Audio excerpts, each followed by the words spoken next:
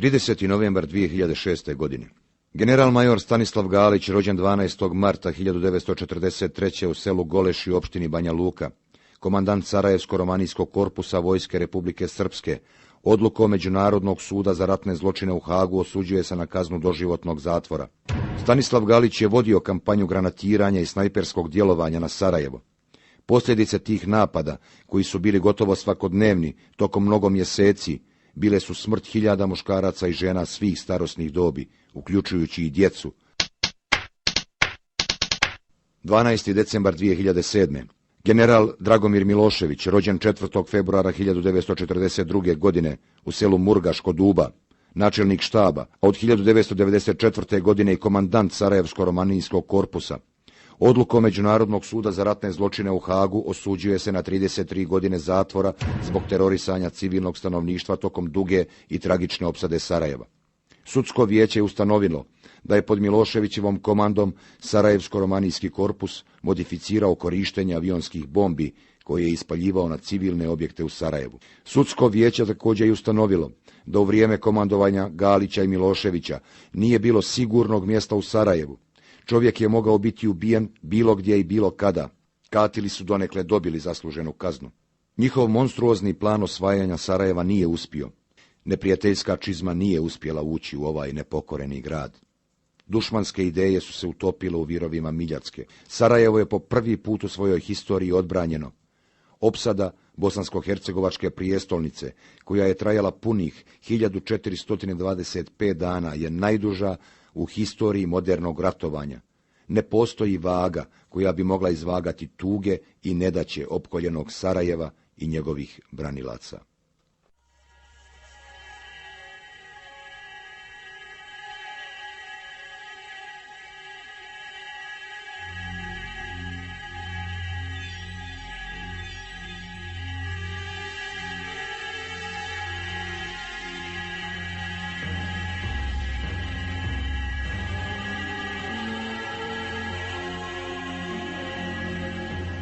Malo gdje na ovom dunjaluku postoji tako malo područje, koje normalnim hodom možeš prijeći za sat i po, a da je na njega u 3,5 godine palo na 100.000 granata svih mogućih kalibara. Eto, postoji jedno parče zemlje, bosanske, koje se zove Žuč.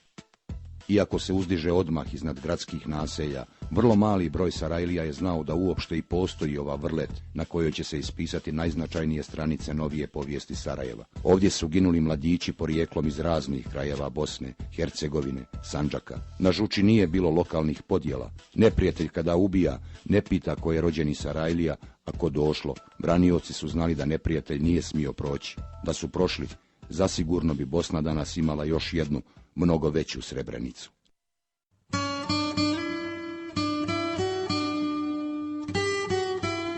Vrijeme nevremena na Žuči je počelo na nešto više od mjesec dana prije opšte agresije na BiH. Na referendumu održanom 29. februara i 1. marta 1992. godine za suverenu i nezavisnu Bosnu i Hercegovinu izjasnilo se 63,37% građana. Teroristi Srpske demokratske stranke su na referendum odgovorili barikadama. Sarajevo i svi prilazi njemu su bili blokirani. Podijelili su i blokirali grad. Maskirana lica na barikadama su provocirala i batinala prolaznike. Dan nakon referenduma na Kobiljoj glavi, kod muslimanskog mezarja Orlić, desio se zločin. U času kada su na gradskim ulicama padale posljednje barikade, na Kobiljoj glavi, naselju između Sarajeva i Vogošće, pala je još jedna žrtva. Samo nemojte mene snimati, molim vas. A tamo dalje imaš mozak. Evo ovdje ima mozak. Ubijen je Kenan Demirović, učenik 4. razreda Srednje elektrotehničke škole u Sarajevu. U blizini kuće iz Žbunja ubijen je 17-godišnji Kenan Demirović. Policija je vrlo brzo trag našla u komšiluku. Pas tragač nas je doveo do kuće gdje su najvjerovatnije se ubice sklonile. To je to ovdje negdje blizu? To je tamo, one dvije kuće. Kad smo prišli tim kućama, upozoreni smo. Ne prilazi putaću! Majku vam Susku, jebe veze sa srpske zemlje! Tražio sam pomoć iz Sarajeva. Daj da se kuća blokira da možemo izvršiti korektan uviđaj. Dok se sve to dešavalo, trojica civila su se izvukli iz te kuće, otišli su kroz šumu.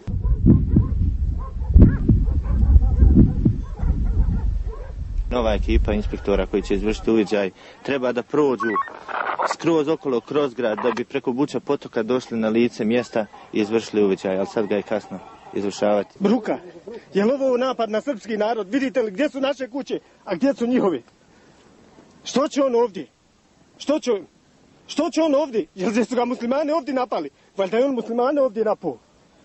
Prvi su i poteli da se nešto i organizuje. Ovako smo ih gledali ko kap vode na dlanu. 4% njih samo na kopljoj glavi ima. Dlaka s glave nikom falila do sad nije. To je bilo negdje oko 18 sati. Moj rođak Kenan zamolio me da odemo na grob njegovog dede, a moga miče. Ubice su se privukle bošnjačkim kućama, maskirali u obližnjoj šumi i čekale povratak Kenana i Atifa sa mezarja.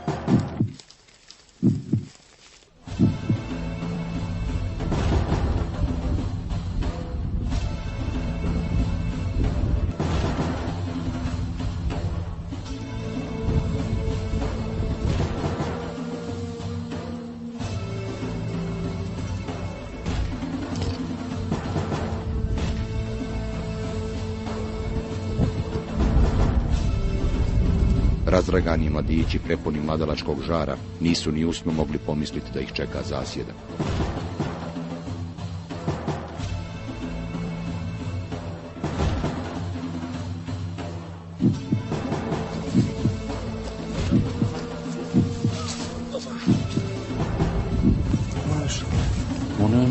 Zapucali je na nas automatskom paljbom.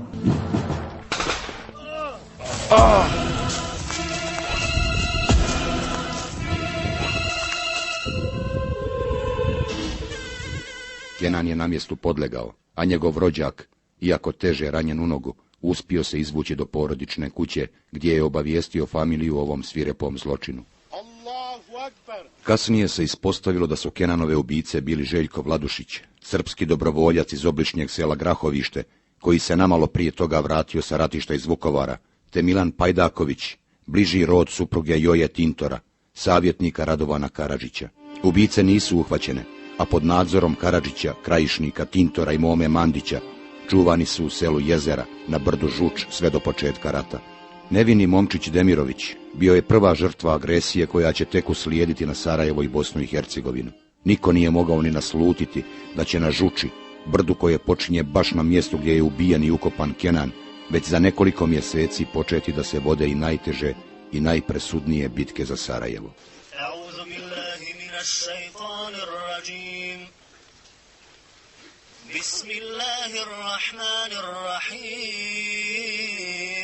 To je bila jedna od najvećih dženaza, prva dženaza koju je klanjao tada Reis Selimovski. Do ovog momenta pa nadalje u Sarajevu, u Bosni i u svim drugim krajevima neće biti više rata, neće biti više krvi, neće biti više ubijanja, bit će ljubav, tolerancija i suživot. Reis Selimovski nije ni slutio u kakvoj je tada bio zabludi. U Sarajevu i Bosni će u mjesecima koji dolaze itekako biti ubijanja, teći će rijeke krvi.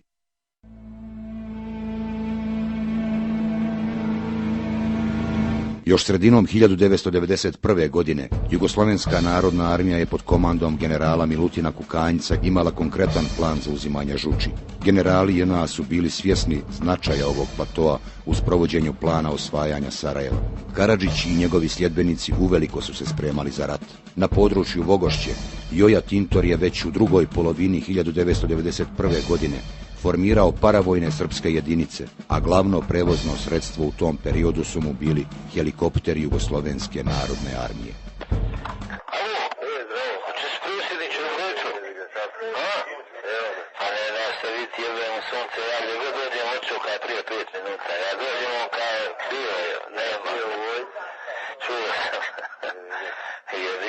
Nikog iz Novog Grada, nikog iz Novog Sarajeva. Nikog se liđe, jebe vin mater, 3 kiske. Jebi ga, ja ne znam, ja to gore treba strašno umriješ, treba je pust da je pobiju sve. Joja Tintor, bukvalno ono se kaže, vogošćanski moler, preko noći je zbog pljačke i blizine ljudima iz SDS-a postao enormno bogat. Tintorovim dobrovoljačkim jedinicama komandovao je poznati kriminalac Boro Radić, dok su mu prvi saradnici bili druge vogošćanske kabadahije, Božur, Špiro, Gaga, Vitko, Rade Lukić, Pape i Pena. Postalo je jasno da će predratni kriminalci biti glavni izvršioci na terenu predstojećeg etničkog čišćenja. Kad sam ja dobio informaciju o Boru Radiću, o njegovom kriminalnom djelovanju i tako dalje, normalno odmah smo reagovali i tražili da se uhapsi i da se privede. Moju naredbu, s obzirom na snage u policijskoj stanici Srpske, nije realizirana. U selima oko Sarajeva sve je mirisalo na početak nezapamćene agonije. Dok su Sarajlije na mitinzima pjevale o ljubavi i suživotu, te razmišljali u kojem će mjestu na Makarskoj rivijeri ljetovati, njihove komšije su već bile spremne za napad.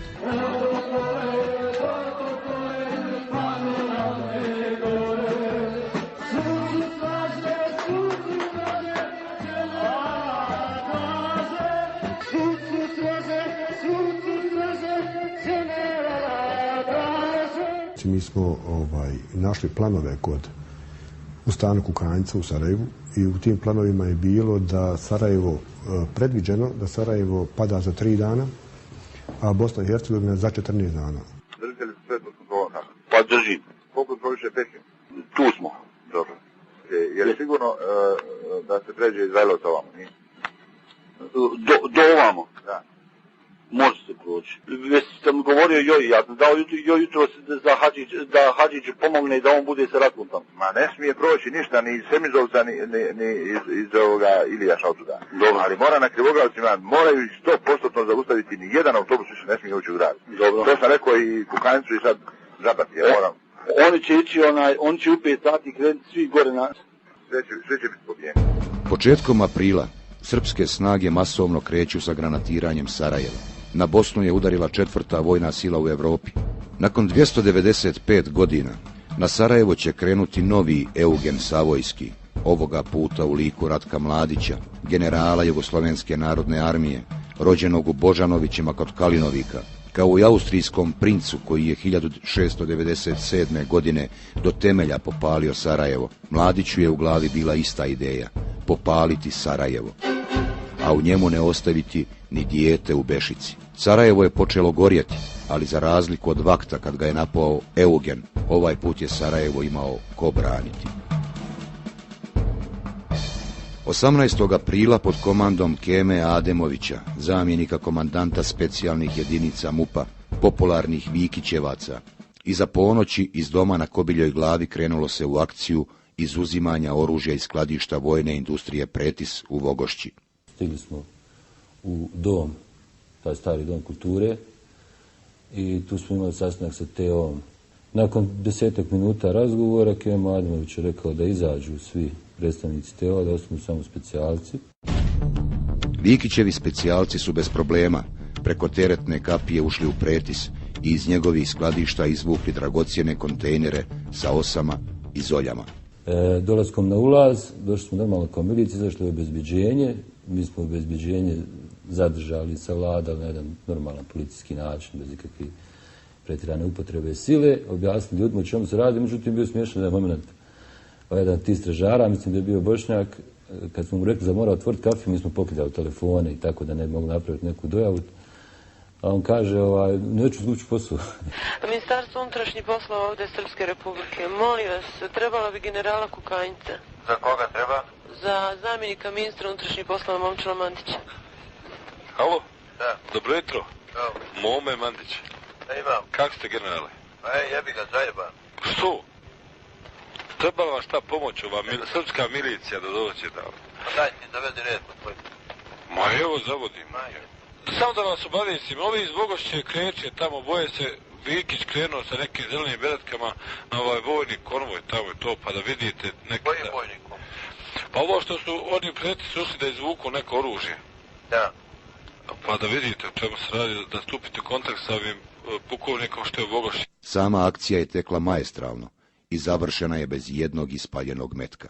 Vidjeli smo da ćemo brzo napuniti, Kemo je tad naredio da se nađe veza sa Kobiljom glavom, da se dovedu 2 kamiona. Tako smo dobili još 2 čovjeka iz TO-a koji su došli, dobili smo 2 kamiona. Kemo je onda naredio da u 5 do 5, vjerovatno zbog izlaska sunca ili svitanja, negdje oko 5:20, ja mislim da je bio, da u 5 do 5 svi moraju biti u vozilima. Saznavši za ovu akciju Vikićevih specijalaca, Radovan Karadžić je izbezumljeno molio generala Kukanjca da učini nešto kako bi spriječio iznošenje protivoklopnih sredstava. Dobar dan. Dobar dan. Radovan. Za Vogošću, molim vas. Vidite šta je, tamo Vikić i ovi zelene beretke pokušavaju da osvoje pretise, da uzmu borbena sredstva. Mora se sprečiti. A naši tamo brane ljudi, radnici. A može li nekako da stavi tampon između njih? Pa da vidimo sad, evo sad mi kontaktiramo sa njima, sa tim Koprivicom, tamo da vidimo šta je šta. Baš ovi moji generali kod mene oko toga, pa radimo već. Jer ako on provali tamo ima i Zolja i Osa i armija neće biti sigurna, nijedno vozilo neće biti sigurno ako se oni toga dokopaju. Dobro. Protivoklopna sredstva izvučena iz pretisa su danas, se slobodno može reći, imala ogromnu ulogu u spašavanju Sarajeva.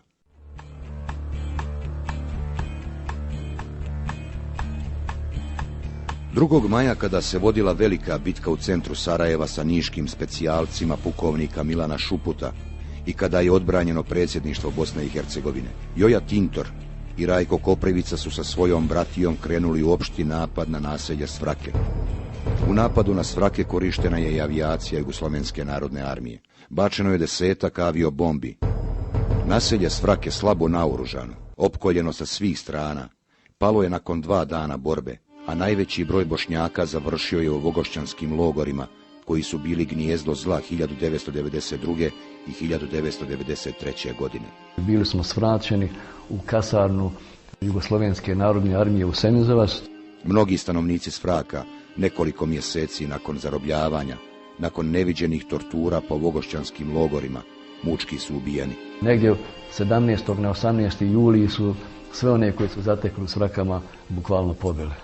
9. maja 1992. godine Ratko Mladić je na prijedlog generala Momčila Perišića postavljen za komandanta glavnog štaba Vojske Republike Srpske. 3 dana kasnije na skupštini zatvorenoj za javnost u Banjalučkom domu JNA, Radovan Karadžić je izabran za predsjednika Srpske države. Na toj sjednici Karadžić kaže: borbe za Sarajevo su od presudne važnosti. Alija nema državu kad mi imamo Sarajevo. Nema vladu, nema funkcionisanje. Ono o čemu se priča ili je bilo ili će biti. Ovo je moralo biti.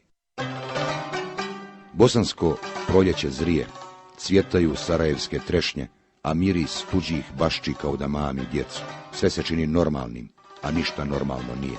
U naselju Pofalići sve miriše na veliki megdan. Dušman ima jasnu namjeru: podijeliti grad na istočno i zapadno Sarajevo, a onda ga lahko okupirati.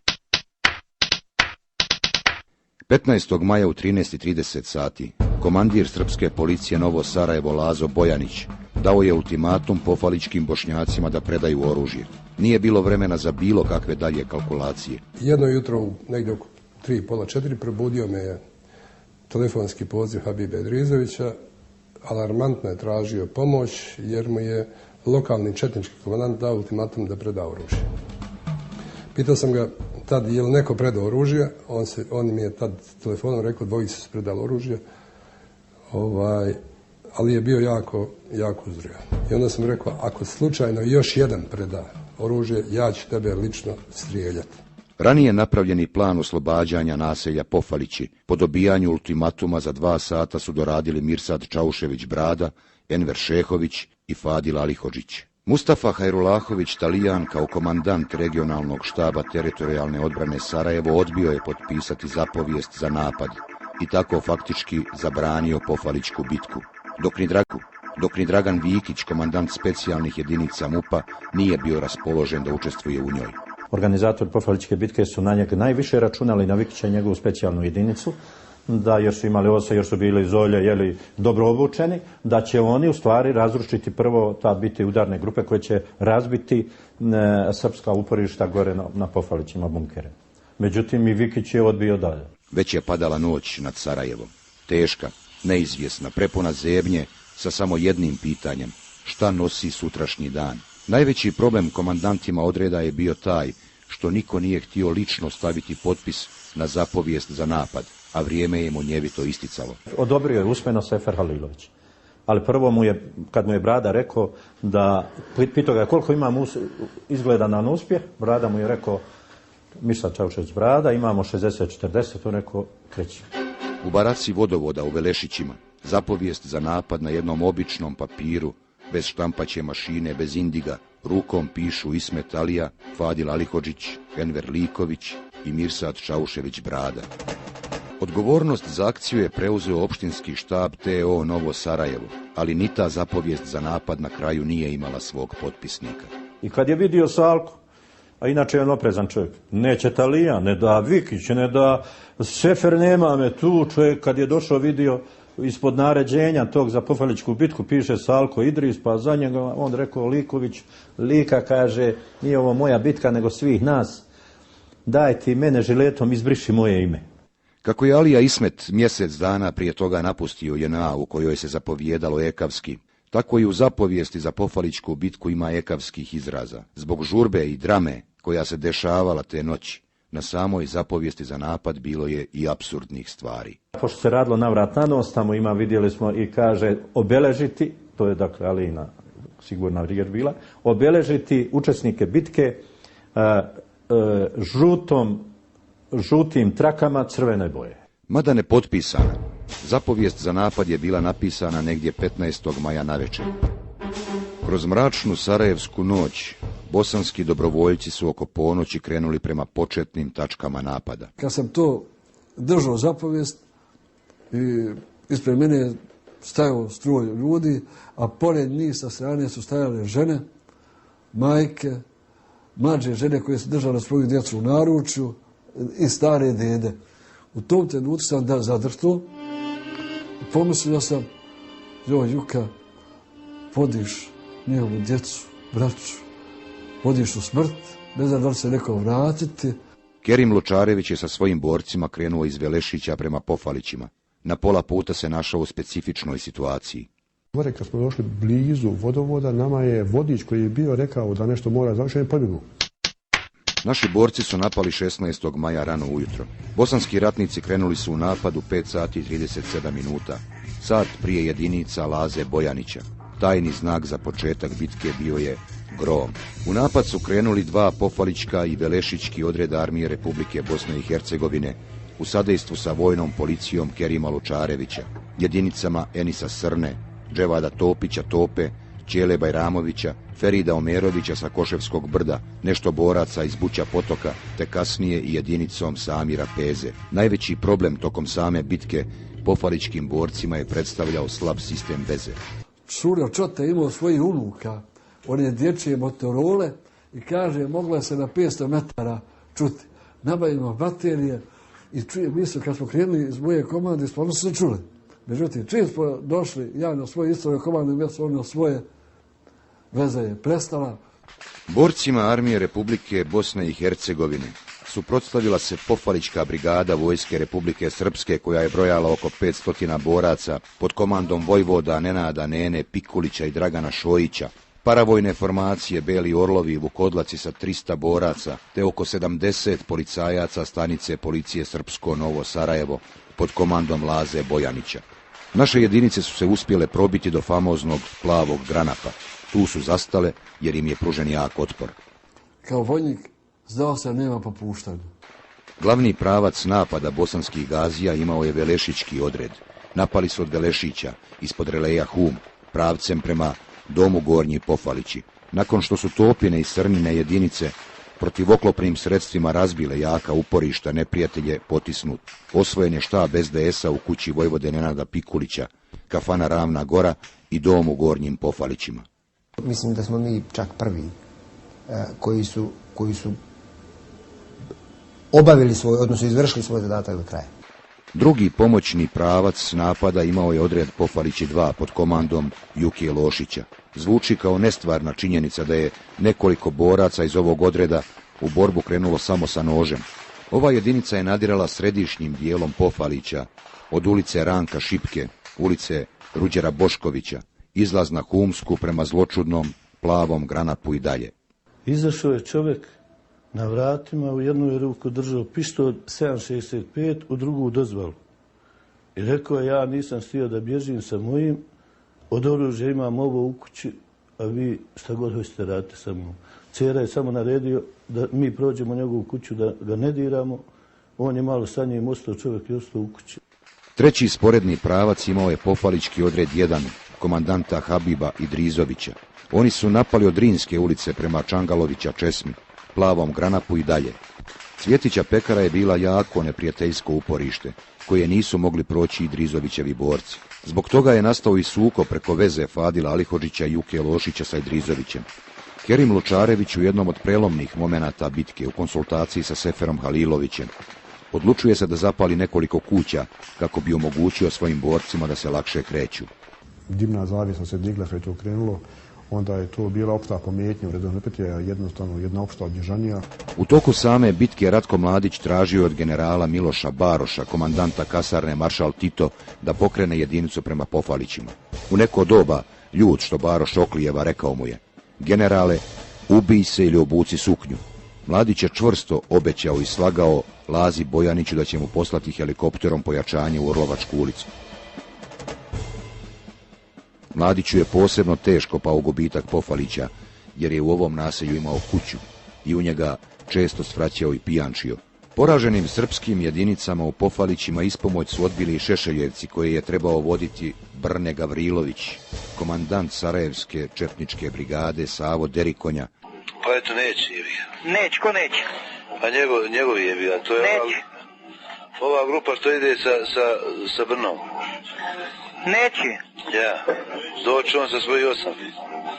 Pa što meni to sad javlja zove? Pa eto, što ti javlja, ima li Nikolče tu? Kog Nikolče? Rada? Nema.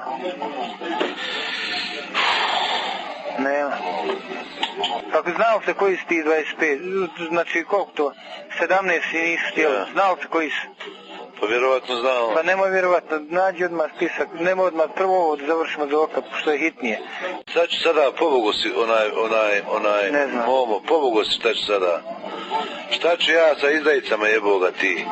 Srpske snage su u Pofalićima imale ogromne gubitke u ljudstvu i tehnici, ali se jedan dio njih kroz Drinsku ulicu uspio izvući kroz grad, preko Dolac Malte, između mnoštva naših jedinica i patrola. I ja sam sebi postavljao pitanje, kako se moglo desiti da oni prođu niz Drinsku, prođu kroz grad i odu na Vraca. Jedino moje objašnjenje je da su oni, da su skinuli uniforme, moje objašnjenje, da su ostavili oružje normalno, jer smo to oružje kasnije i našli, i da su se kao obični civili praktično, reću, prerušeni, otišli na Vraca. Srpskim snagama nanesen je težak poraz u sarajevskom naselju Pofalić. Preduhitrena je srpska operacija koja je imala za cilj presjecanje grada na liniji Vogošća, Žuč Pofalići, kasarna maršal Tito, Grbavica, Vraca. Ne smije se ni pomisliti šta bi bilo da se Pofalići nisu napali na par sati prije neprijatelja. Palo bi Sarajevo, pala Bosna. Jer vi kad uzmijete rat u Španiji, kad je pao Madrid, jako puno drugo bilo slobodne teritorije, a to je se odmah palo. Više je nego sigurno da bi grad bio prepolovljen i vjerovatno je izgubljen. Muslimansko naselje Krše, koje se nalazi na padini sa koje se sa Žuči spušta u Vogošću, bilo je nakon Svraka sljedeće naselje koje se našlo na udaru Tintorovih zvijeri. 25. maja Bošnjacima Krša dat je ultimatum da se predaju do 15 sati poslije podne. Naši borci na pola sata prije isteka ultimatum zastarjelih konzerviranih pušaka M48. Negdje poslije 16 sati na selo koje brani 20 slabo naoružanih ljudi napada 200 srpskih dobrovoljaca, od kojih je znatan broj već imao iskustva ratujući u Hrvatskoj. Međutim, do tada neiskusni vogošćanski mladići, kojima u pomoć pristiže dio vogošćanskih momaka koji su bili u jedinici Juke Prazine, hrabro se suprotstavljaju mnogobrojnijem neprijatelju. Nakon nekoliko sati borbe, neprijatelj je slomljen. Do Prednjac se putnjevi čuli i gore ovdje kod nas. Bila je ta njihova ofanziva, mi smo je zaustavili na ovim kućama ovdje, dalje nisu mogli ni proći. U ovoj neravnopravnoj bici ginu mladi vogošćanski heroji Amel Bečković i Feriz Merzuk. Borili su se prsa u prsa s nadmoćnim neprijateljem koji u očaju počinje sa zločinima. Mučki ubija 7 zarobljenih mještana Krša. Branioci su likvidirali 40 srpskih dobrovoljaca, zbog čega je Joja Tintor po prvi put u Vogošći imao žestokih problema. Tužno je Sarajevo s kraja ovog proljeća i početka ljeta 92. Ne mirišu jorgovani. Mirišu, ali ih niko ne osjeća. Ginu djeca, ginu nevini civili. Neprijatelj s brda oko Sarajeva sije najžešće sjeme zla. Nema se više šta čekati. U strogoj tajnosti, iako sa oskudnim naoružanjem, dobro isplanirana akcija za oslobađanje Orlića i Volujaka krenula je 8. juna u 5 sati ujutru. Prvi major koji je došao posrodio nas kaže, nas 10 jedna puška, to mi neće nikad ostati iz glave izaći. Pa idemo svi u borbu. A ako pogine ovaj što ima jednu pušku, onda mi idemo dalje, uzmemo pušku, idemo opet dalje. Želja za osvajanjem Orlića je bila nemjerljiva. Tolika da jedan od najboljih velešičkih boraca, Rasim Kelemiš Dida, iako je imao porodičnu tragediju, nije htio izostati iz ove bitke. To je se desilo da je umne otac od granate, od detonacije poginuo. I dženaza je trebala da mu vide 8. Mi smo, akcija je kretala 8. Ja sam se dvoumio cijelu noć, da li idem na akciju, da li na dženazu. I odlučio sam da idem u akciju. Jedinice iz Pofalića, Velešića, sa Kobilje glave, Barice, Ugorskog, Buća i Buljakova potoka krenule su u osvajanje dominantnih srpskih položaja sa kojih je neprijatelj danima sijao smrt artiljerijom po Sarajevu.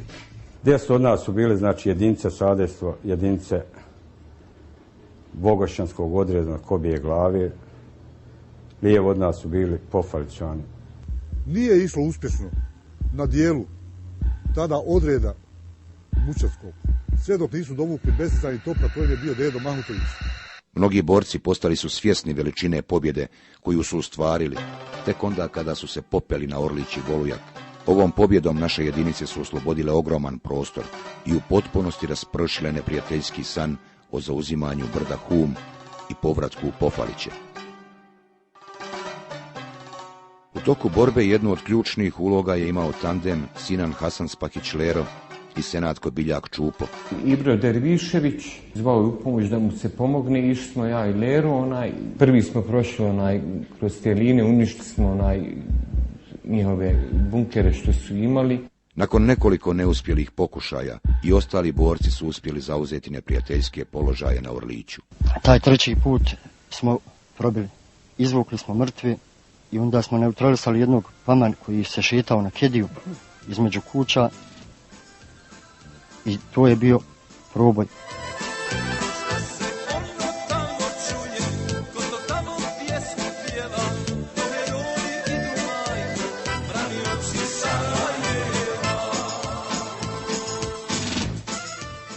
Komandir vojne policije sa Kobilje glave, Ejub Delalić, čiji su borci prvi izašli na vrh Orlića, nije krio zadovoljstvo. Ta akcija je temeljito spremana jedno duže vrijeme, imali smo stalno smatranje, znali smo prilike gdje su im položaj. Moji ljudi su prilazili njima na 5 metara, gotovo 5 metara do rova i bacivali im bombe.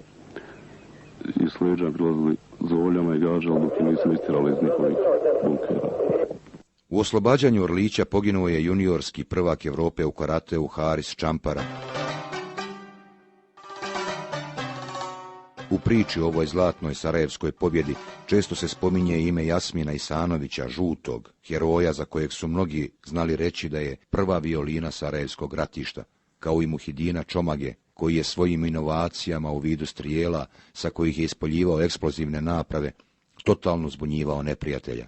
Dan veličanstvene pobjede na Orliću ostaće upamćeni po pogibiji 15-ak naših boraca. Borci sa Kobilje glave su išli direkt prst u prst. A mi smo presjekli iz Barice pravac gore prema Orliću. Tako da smo mi ovi bi pogili, sve bi izginulo da nismo mi presjekli. Mnogi će reći da je pobjedu na Orliću obilježila hrabrost rahmetli Sinana Hasan Spahića-Lere, koji će nedugo nakon oslobađanja Orlića poginuti. Na sat prije pogibije skinuo je pancir od kojeg se nije odvajao ni kad je spavao. Imaju uvijek poseban odnos s materom. Nikad nije zvao majku. Taj dan se vratio i rekao je mama, Allah je manet. Inače njegov do tada pozdrav je bio čao. Čao se.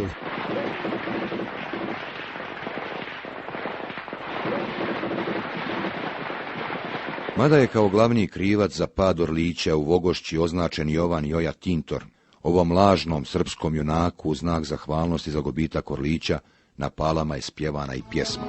Od Sopolca do Marina dvora svi su čuli za Joju Tintora. U znak odmazde za nedavni gubitak Orlića srpske snage danonoćno granatiraju civilne objekte na slobodnoj vogošćanskoj teritoriji, kao i sami grad. Svaka kuća na ovom području pogođena je po nekoliko puta, dok je dobar dio objekata u potpunosti uništen. Zločinci 4. jula mučki granatom pogađaju trešnju na Kobiljoj glavi, na kojoj gine 7 nedužnih civila. U pomoć vogošćanskim srpskim formacijama kojima je komandovao pukovnik Vukota Vuković i komandant vogošćanske brigade Miladin Trifunović, u drugoj polovini juna stiže jedinica Tigrovi Željka Ražnatovića Arkana, koju predvodi kapetan Milorad Luković, Legija. Sad je najbitnije da sve vojne formacije, bilo čije da su, da se stave pod komandu, sve to da se napune jedinice, da se formiraju, da se srede, da bude sve u redu. Odlično. Jesi me razumeo? Jesam. I detaljnije uputstva će što biti kad se vidimo. Odlično. Samo još jedno pitanje. Mi ovdje imamo nešto Arkanovaca. Da. Jesu oni pod našom komandom? Sve što nosi pušku, sve pod mojom komandom, ako misli nosi glavu. Odlično. Arkanovi Tigrovi provode jedno izvjesno vrijeme smješteni u Vogošći i shvataju da će žuč biti prekrupan zalogaj, tako da komandant Legija izmišlja navodni sukob sa Mladićem kako bi na vrijeme pobjegao iz Sarajeva. Štab srpski Dubrovački gardi, izvoli. Da, kapitan Legija. Evo sad ću ti zovem komandant. Samo vas. Halo? Što je gospodin komandant? Reci Legija. A šta je bilo to? Ne možemo nikako da tapkamo mjesto. A? Ne neki ratni profiteri rekao ovdje. Da. Ima to taj Mladić je došao, sad iz dana sam se svađao s njim gore u... Šta je bilo s Mladićem? Oni ne voli nas ovdje, ova komanda gore. Pa ako je tako, brate, onda šta imate tu da tražite?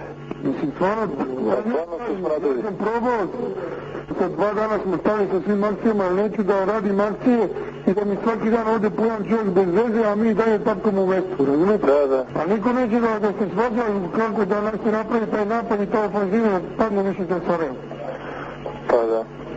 Koja znam, ja mislim da je najbolje solucija da se mi vratimo tamo. Pa najbolje bi to bilo, ajde vidite, jel imate šansu odatle da uzmete helikopter? Pa probat ću vas svojim glavnim pukovnikom, ovdje da vidite. Ajde vidite.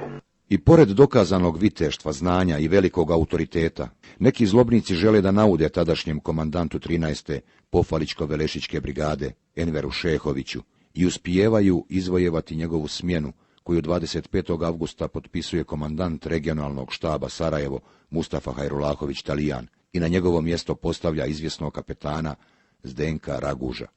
Međutim, Sefer Halilović, prvi čovjek armije Republike Bosne i Hercegovine, nekoliko dana kasnije, 1. septembra 1992. godine, Envera Šehovića unapređuje na mjesto komandanta prve mehanizovane brigade, koja će uskoro nastaviti svoj veličanstveni i pobjedonosni put. Kad sam svojim linijama provjerio, naravno ja sam se uvjerio da su to neke dezinformacije koje su potrebne Talijanu. Komandant Šehović svjestan je da ga čekaju teške bitke i da nema puno vremena za razmišljanje o pozadini nečasne igre koju je protiv njega poveo jedan oficir iz Pofalića. Legenda o Žuči je bila spremna za novi početak.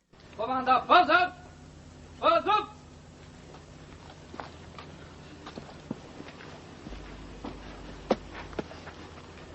Gospodine komandante, dio jedinica i komande prve mehanizovane brigade nalazi se na izvršenju borbenih zadataka. Komandant brigade Šehović Enver. Poslije detaljnih priprema, srpski komandanti odlučuju da u ofanzivu, kojom bi vratili izgubljene položaje na Orliću, te osvojili slobodnu vogošćansku teritoriju, izašli na brdo Hum, krenu u septembru.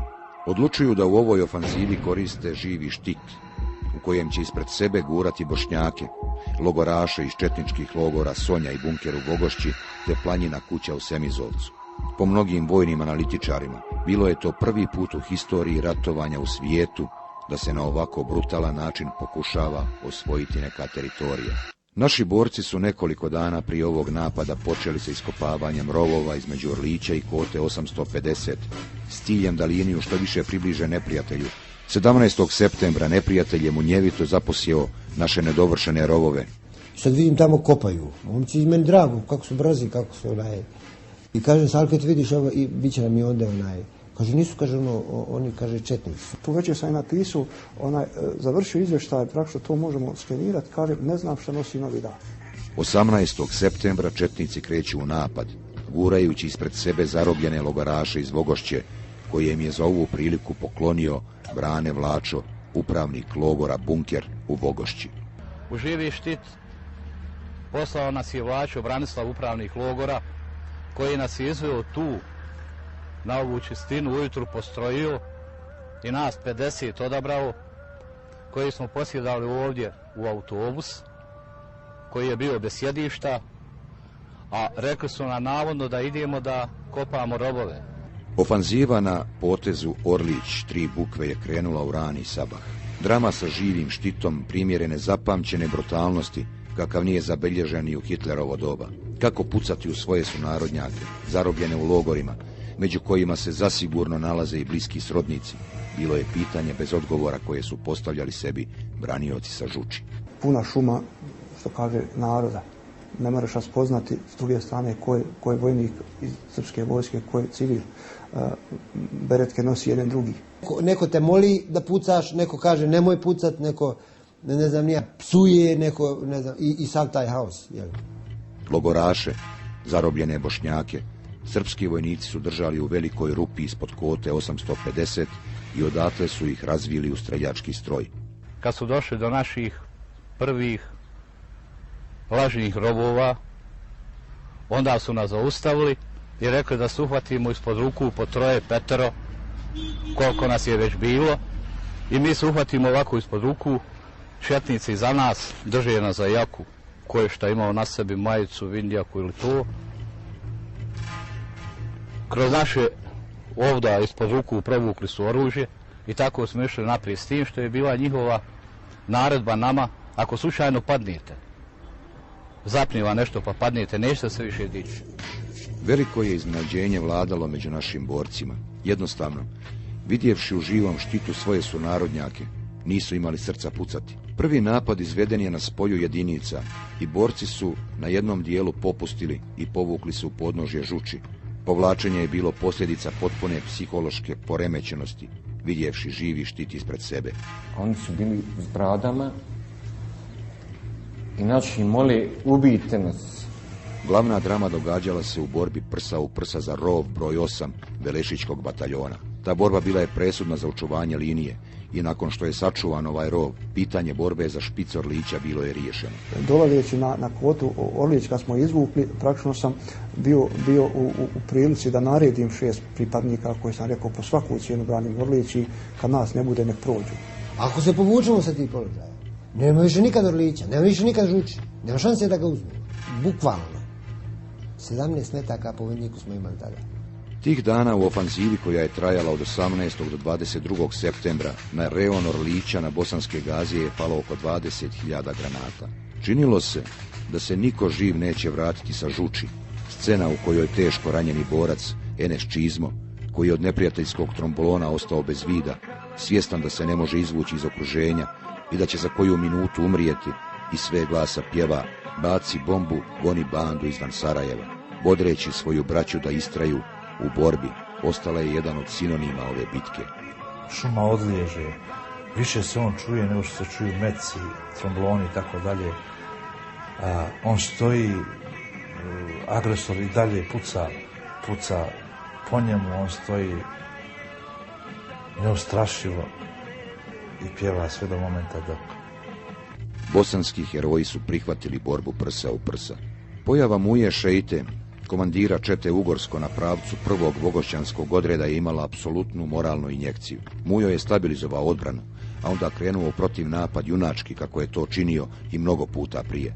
Vrativši izgubljene položaje prvog vogošćanskog odreda, Mujo je poginuo na 15 metara od neprijatelja u jurišu u rejonu 3 bukve, zaustavivši srpske specijalce. Svako vrijeme rađa svoje heroje.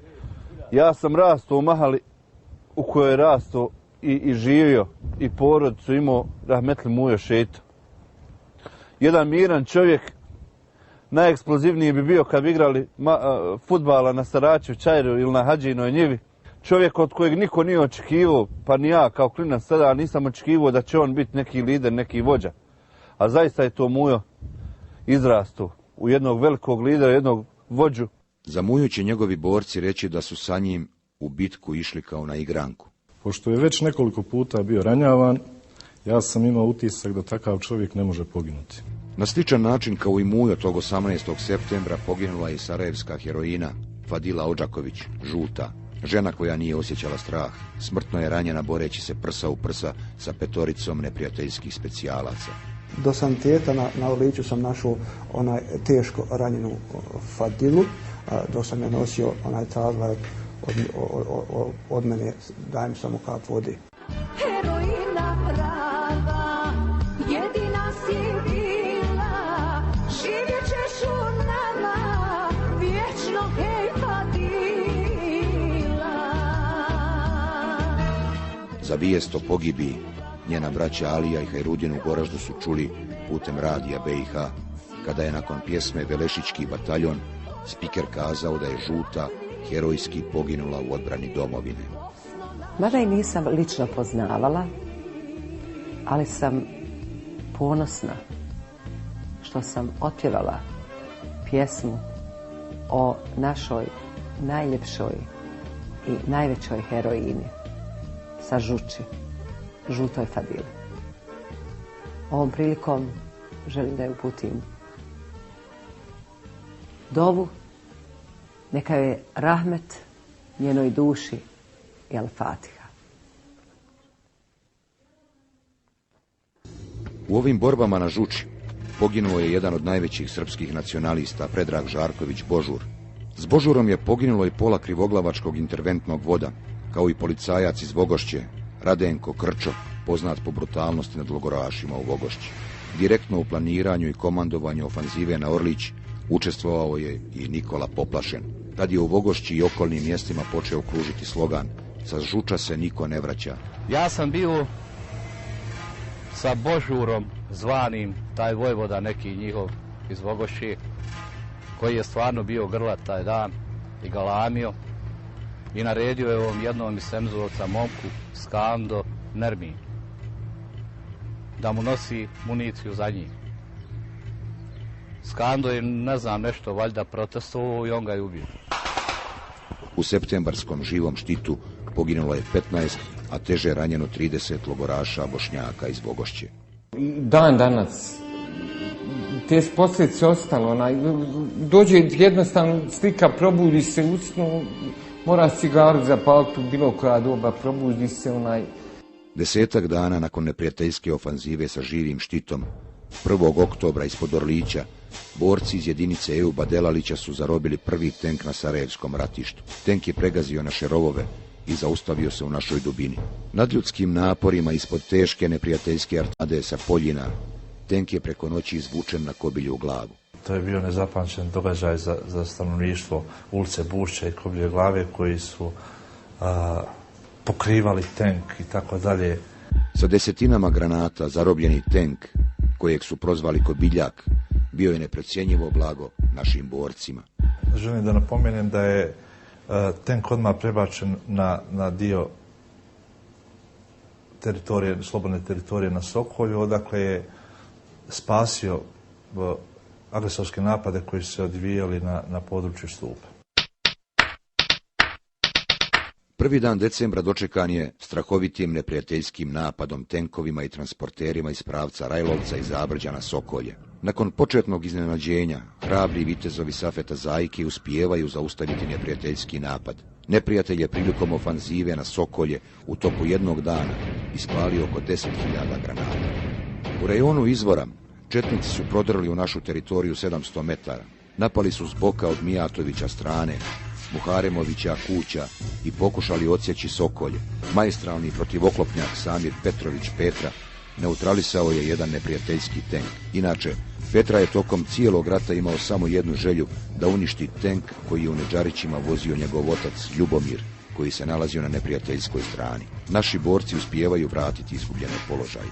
Prilikom ovog srpskog napada na Sokolje učestvovala je jedna jedinica stranih plaćenika. Jedan mrtav Rumun je ostao kod nas sa bosanskim pasošom koji je uzeo iz muslimanske kuće. Kada su 1. decembra četnici žestoko krenuli na Sokolje i uspjeli da pomjere naše položaje, Safet Zajko je Motorolom pozvao Smaju Šikala i rekao mu: Smajo, pade grad ako ne zaustavimo četnike na Sokolju. I Šikalo je pohitao sa svojim borcima na Sokolje. Bila je to velika pobjeda boraca druge motorizovane brigade, ali tada je Smajo i kobno ranjen.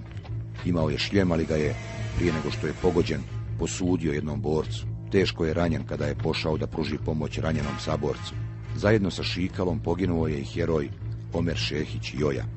Iako je bio atletski građen, karatista sa crnim pojasom, rane koje je zadobio 1. dana decembra na Sokolju nadjačale su tog junaka iz Buljakovog potoka. Umro je 8.12.1992. godine. Nije primio zlatnog ljiljana, jer mu je dženaza bila 2 dana ranije na Šehidskom mezarju Kovači. Šikalo je rođen 1967. godine u Plužinama kraj Nevesinja. Sa 7 godina je ostao bez oca, pisao je pjesme, volio je Nisu, Gordanu i Aidu, bio borac za pravdu.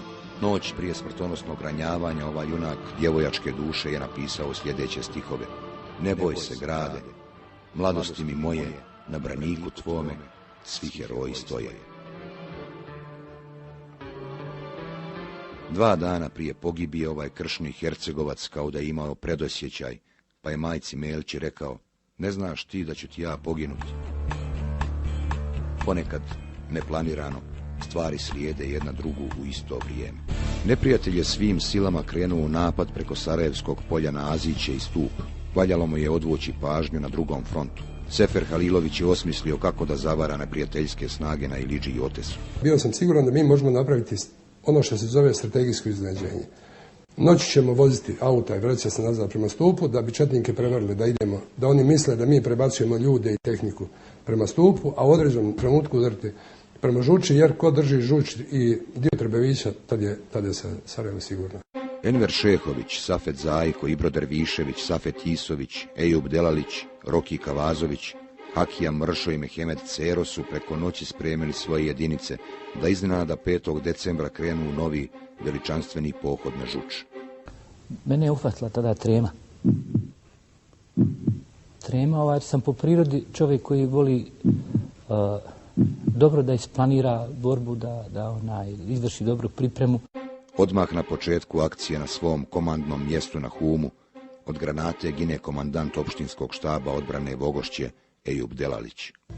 U vrijeme kad smo imenovali rahmetli Ejuba za komandanta Istočno-hercegovačke divizije, kad smo trebali da odemo dole u Mostar, odnosno na Domanoviće, da formiramo štab naše divizije i tako dalje, u tom trenutku ni primio dužnost nije, iako je bio imenovan, gine naš heroj Ejub Delalić. Isti dan, 5. decembra, ginu i čuveni heroji Hamdo Radonja i Zio Kajmović. Namalo prije Kote 850, dan kasnije, 6. decembra, gine još jedan veliki neustrašivi bosanski gazija, Fikret Kavazović Roki. Rođen je u selu Košotica na Romaniji, nadaleko mu ne bi ravno. On je poginuo, on je otišao od nas. On živi i dalje s nama. Roki je jedan veliki čovjek, veliki borac i umjetnik. Četnici ponovo koriste živi štit od naših zarobljenika iz Vogošće kako bi ovaj put odbranili Žuč. Eset Muračević, novinar i književnik koji se nalazi u ovom živom štitu, nakon što su granatom pobijeni monstrumi koji su ga gurali ispred sebe, sa još jednim logorašem preživljava novu agoniju, jer nailazi na rovove koje su na nekoliko sati prije toga oslobodili naši heroji. Ne znajući da su u dojučerašnjim četničkim rovovima koje je lično kopao i utvrđivao sada naši borci, Eset, ugledavši 10 vojnika, misli da mu je konačno došao kraj, jer će mu se krvnici tek sada osvetiti kad vide da sam ide prema našim položajima. S druge strane, neki naši borci, ne znajući da se radi o logorašu iz Vogošće, fizički nasrću na Muračevića. Dramu prekida jedan vojnik sa zelenom beretkom na glavi, koji srbijanskim naglaskom pita: Ima li ovdje srbijanaca? I u prvi mah sam pomislio da je to neki srbijanski vojnik koji je ubio vojnika armije Bosne i Hercegovine, pa stavio sebi beretku na glavu, očekujući da se počne iživljavati na nama, a onda je taj srbijanac rekao: šta je jeso, što se toliko prepo. Tek tada sam prepoznao u tom vojniku Pericu Simonovića, harmonikaša.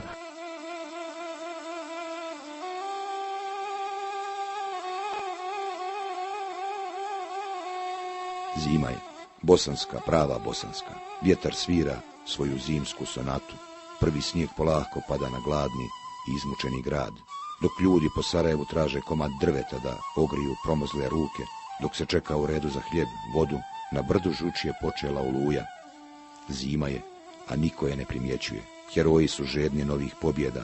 Krenula je operacija Jabuka, koja je bila šifra za deblokadu grada preko Vogošće. Tek sam sad postao svjestan jedne činjenice, da sam bio čovjek koji je sa svojom posadom imao čast da otpočne ples. I ne kažem slučajno ples, jer je upravo ova akcija počela komandom neka ples počne. Nekoliko dana traju iscrpljujuće borbe za osvajanje kote 850. Diverzant Rudolf Rudo Tomić danima pravi darmar među srpskim vojnicima i gine na malo prije cilja. U jednom od presudnih momenata bitke za kotu, borac Rade Zoranović se dosjetio neobičnog psihološkog trika koji bi mogao pomjeriti neprijatelja. Ali ja sad razmišljam da sam na onoj strani, šta bi to mene od muslimana, od Bošnjaka najviše uplašilo. Raditov trik je bio ključna moralna injekcija za većinu naših boraca. Na pamet mi je palo, ma oni se onoga tekbira najviše boje i evo to znaju moji svi saborci. U jednom trenutku, malo prije ranjavanja, možda 10 minuta prije ranjavanja, meni je palo na pamet da onako uzviknem tekbir. Znaš, nekoliko je vojnika reklo Allahu Ekber, valjda mahinalno. I onda sam ja ponovio glasno i jasno, tekbir Rade Zoranović ovdje, majku li vam četničku. Onda je jarane to se prolomilo gore, Allahu Ekber, i onda su zasuli oni nas, mi njih bombama i nema čime, ne, tad sam i ranjeni. Kota 850 je oduvijek bila pozornica kojom su željele prodefilovati razne vojske. Željele. Uzalud su je u prošlosti pokušavali osvojiti Austrijanci, Nijemci, Ustaše. Iako se u Sarajevu oduvijek činilo i pričinjavalo, ovdje je situacija bila jasna ko dan. Kota 850 je 8. na 9. decembar pala. Uzeli smo je sa minimalnim gubicima, sa velikim dobicima, tako bi se reklo. Znači, u naoružanju, u velikoj količini municije. I sad idemo dalje, nastavljamo prema selu Jezero. U stvari selo Jezero je naše, nego idemo preko sela Jezero, idemo dalje prema Vogošći. Osvajanjem kote 850 naši borci su naišli na zastrašujuće ostatke ženske odjeće, ostale od Bošnjakinja iz logora koje su dušmani silovali na jednoj seoskoj štali na Žuči. Ovo što su vidjeli na Žuči borcima je dalo dodatni motiv da krenu dalje. Bitka za kotu 850 je trajala 4 dana po teškoj hladnoći i ledenoj kiši. U isto vrijeme dok se vodila presudna bitka za kotu 850, 8. decembra i gazije Safeta Zajke osvajaju Vis. Jena jedan. Stanje je trenutno dobro. Jebali smo i majku. Znači, zašto mi malo vikend? Predajte se, čestiti, nemojte ih vama ginuti! Predajte se!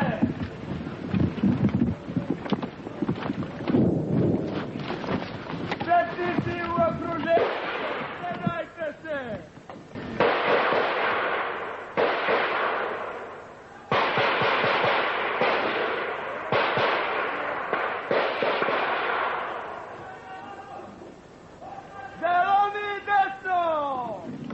Pripremi se za juriš!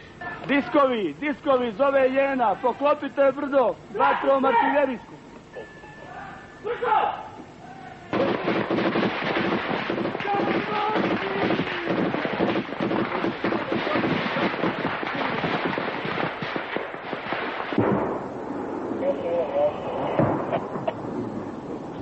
Slušajte me vi, prište gore, veli. Alo! Naprijed, u rovove! Prište ljudima, pomozite. 26, javi se 2 Zmajevi, diskovi, Jene, zove Jena, idemo naprijed, razvalio sam iz desne strane, rasulo je. U presudnim momentima borbe za Vis poginuo je još jedan neustrašivi Zajkin ratnik, Feriz Tumbul. Feriz je bio jedan od onih koji je u tom vremenu zbog svoje neustrašivosti bio uzor mnogih Zajkinih ratnika.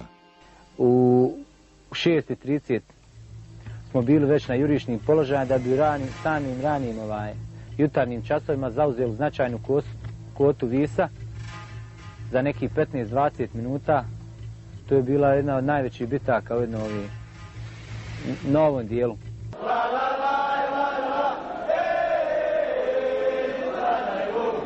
Pala je kvota 850, pao je Vis. Komandanti Šehović i Zajko ne miruju. Na redu je Golo brdo. Svaki minut što je više ostavljamo, sve je loše za nas. Ponovo prisustvujemo ovdje veličanstvenoj bitci za Golo brdo.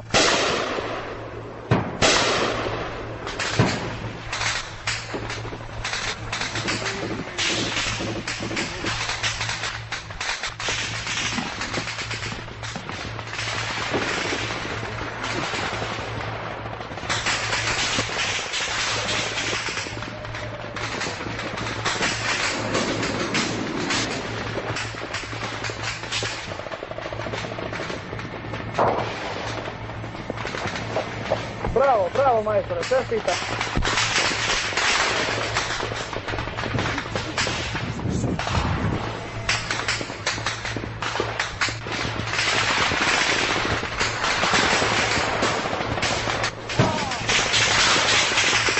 Imali smo ranjenih ljudi, ali niko se nekog nije opazao. Samo smo išli naprijed. 15. je decembar 1992. godine. Golo brdo je osvojeno. Čestitam, to Golo brdo, bravo, skloni se malo, skloni se u zakon, molim te, ne volim iznenađenja, skloni se sada. Bravo, bravo, legendo, bravo, još jedan veliki uspjeh, to, čestitam Soča, čestitam svima, nemoj da ima ih u šumi, da li ne čuješ Soča trija? I vrati se nazad! Skidaj tu četničku zastavu, majku joj jebem, dosta je belaja, poštenom narodu nanijela. Skidaj tu četničku zastavu, pobodi bijele ljiljane. Na Golo brdo se prvi popeo komandir vojne policije, prve mehanizovane, Esnaf Nuhović. Ostaje mi u sjećanju kvota 850 i Golo brdo. Golo brdo više mi ostaje u sjećanju kad sam ja lično zastavu četničku sa kontejnera skinuo. Sad krećemo na Vogošću, uskoro i dalje, nekim slobo iz Srbije još četnika šalje. Cera Savko, a i Zahir, to su prava raja, zakleli se oni Bosni, ići će do kraja. Operacija Žuč ide dalje. Nakon Golog brda na redu je kvota 772, u narodu Bogošćanskog kraja poznata kao Mujkića brdo. Genijalnom akcijom Hakije Mrše, komandira čete Ugorsko, veći dio kvote je bio oslobođen za svega 15 minuta. Međutim, u kontranapadu neprijatelj je brzo vratio izgubljene položaje koji je čuvala jedna studentska četa sa Bjelava. Hakija Mršo se zakleo 27. decembra navečer da će sutradan ponovo osvojiti Mujkića brdo ili poginuti. Vođene su tog kobnog 28. decembra ponovne borbe za Mujkića brdo. Mršo je na Motoroli imao šifru Nora. Kao što nije bio običan borac, tako ni njegova smrt nije bila obična. Sudbina je htjela da Mršu pogodi geler granate u momentu dok je Motorolom najavljivao konačni juriš na kvotu 772. Odmah do njega nalazio se njegov brat Sejo, koji je, iako ranjen, Motorolom saopštio smrt svog brata. I on je onako bio sav u šoku i kaže, izgubio sam brata. Oganj. Moramo se naći, oganj hitno. Molim te, sve ćeš dobiti, slušaj me. Sjećam se da govorio, idemo sad svi gori na Mujkića, idemo na Mujkića brdo. Dajte svi Noru jedan. Idemo direkt gore. Sjećam se da je rekao, ranjen sam i ja.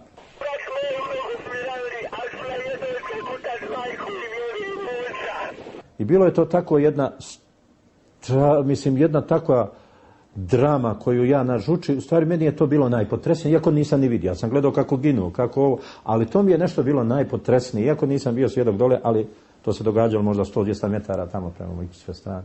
Kada je čuo za ono što je zadesilo Hakiju Mršu, komandant 4. vogošćanskog odreda Remzija Vejo pod kišom granata preko Ugorskog brisanim prostorom je krenuo da izvuče ranjenog Seju Mršu. Ispod brda na jedno 200 metara je pala granata i poginuo je Remzija Vejo. Pobjede boraca armije Bosne i Hercegovine na Žuči su širile veliki talas multietničnosti. Rade Zoranović je kao ranjeni ratnik sa Žuči na štakama bio član naše državno-vojne delegacije na pregovorima u Ženevi početkom 1993. godine. I kad su u svojim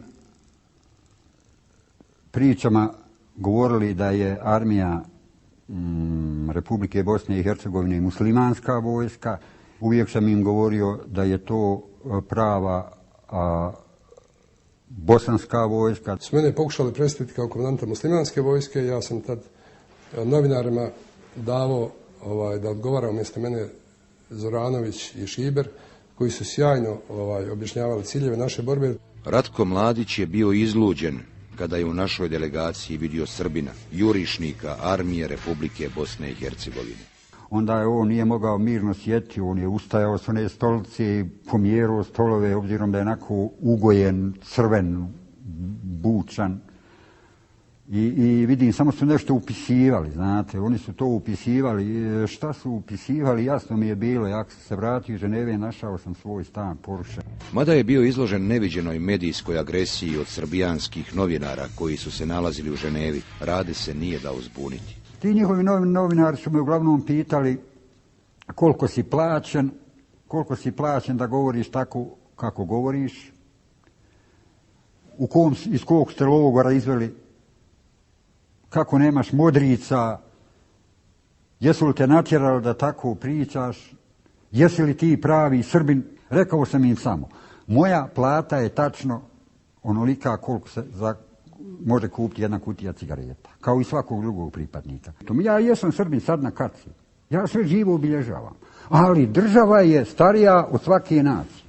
Miodrag i Željko Stanić, Dušan Stojaković, Jadranko Nešković, Aleksandar Milenković, Mladen Nikolić, Milorad Ćosić, Dubravko Anđelić, Nikola Kozić, Velimir Samardžija, Predrag Marković, Vito Majstorović, Dragan Novoselac, Branko Tešan, Milan Božić, Goran Bradonjić, Miroslav Dobrić, Mihajlo Golubović, Mladen Panić, Stanoje i Milorad Tomić su samo neki od heroja koji su ponosno sa svojim saborcima, Bošnjacima, poginuli braneći Sarajevo na Žuči. Zbog velikog broja pripadnika srpske nacionalnosti u redovima prve slavne, ova brigada je u Sarajevu od milja prozvana Prva slavna pravoslavna. Znači ona je u svom sastavu imala preko 450 Srba, bataljona Srba. 7. januara 1993. godine borci Safeta Zajke u munjevitoj akciji zauzimaju dio Zabrđa, rodnog sela Momčila Krajišnika. Poklopi malo za tricu, poklopi Osica malo trici, onaj šumarak tamo, da uđe on. Razumio. Idemo debeli, idemo brzu pajbu sada.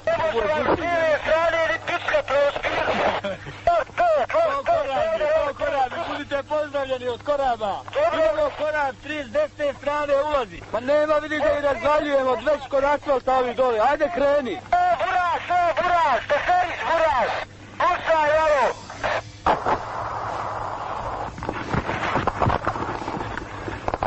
27. januara je odbijen još jedan težak napad na Sokolje. Vitezovi Safeta Zajke su već bili osvojili depo u Bačićima, kada je neprijatelj krenuo u kontranapad na Sokolje. Mi njima provalili u depo, oni nama provalili na Sokolje. Pola naselja, faktički, već je agresor bio zauzeo.